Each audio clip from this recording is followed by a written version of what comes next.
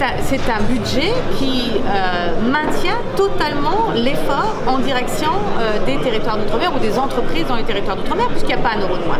Par contre, on a fait un travail important sur l'efficacité de chaque dispositif. Et quand un dispositif n'est pas efficace, pas visible, ou peu utilisé, ou que par certains, eh bien, on a décidé effectivement de le modifier. C'est le cas des 100 millions d'euros de la TVA NPR, qui est un outil qui va disparaître au bénéfice de plusieurs outils qui seront mis à la disposition des entreprises que j'ai pu présenter là. Et je crois honnêtement qu'il faut qu'on recherche l'efficacité. C'est toujours compliqué de bouger les lignes, parce que quand on bouge les lignes, eh bien, il y a toujours un peu de perdants. Mais il y a aussi des gagnants.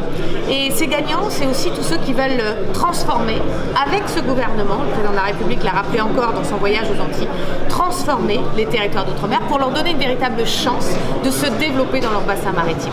Je suis ouverte au dialogue parce que on peut effectivement avoir loupé quelque chose, un dispositif qui à la marge va toucher un public ciblé qui peut effectivement faire perdre de l'emploi, sachant que pour nous il y a deux priorités, effectivement le travail, l'emploi, la jeunesse.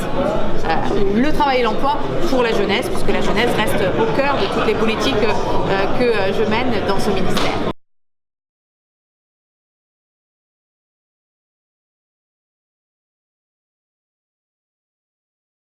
Il y a des choses qui vont dans le bon sens, clairement. Il y a des choses sur lesquelles nous attendons aujourd'hui des explications complémentaires pour voir comment, notamment sur les dispositifs d'exonération de charges, où on va, comment on y va, la dégressivité. La ministre a donné devant le conseil d'administration un certain nombre d'éclaircissements sur le fléchage du réemploi, notamment des 100 millions de la TVA NPR. Nous avons un certain nombre d'interrogations sur la suite, parce que dans le budget, il y a ce qui a été dit, puis il y a des petites choses que l'on a découvertes et qui nous inquiètent. Elle a, et à ce stade je n'ai pas de raison de douter, elle a décidé d'ouvrir le débat, enfin que le débat parlementaire serait ouvert.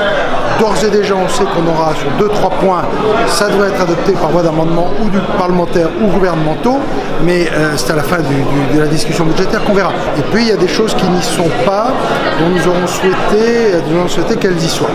Donc on va se réatteler à la tâche techniquement, maintenant qu'on connaît le dispositif, et j'espère qu'on va pouvoir améliorer ce budget.